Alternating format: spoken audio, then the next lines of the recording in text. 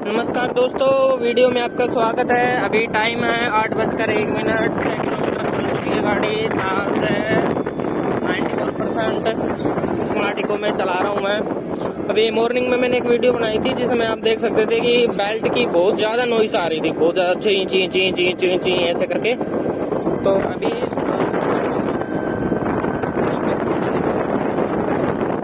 मैंने क्या किया है कि इसके जो ऊपर कवर लगा है शॉकर के पास पीछे, उसको खोल के एक डब्बे में पानी में शैम्पू डाल के अच्छे से टूथब्रश से क्लीन करा, जमा रगड़ के, और फिर साफ पानी से और धोया।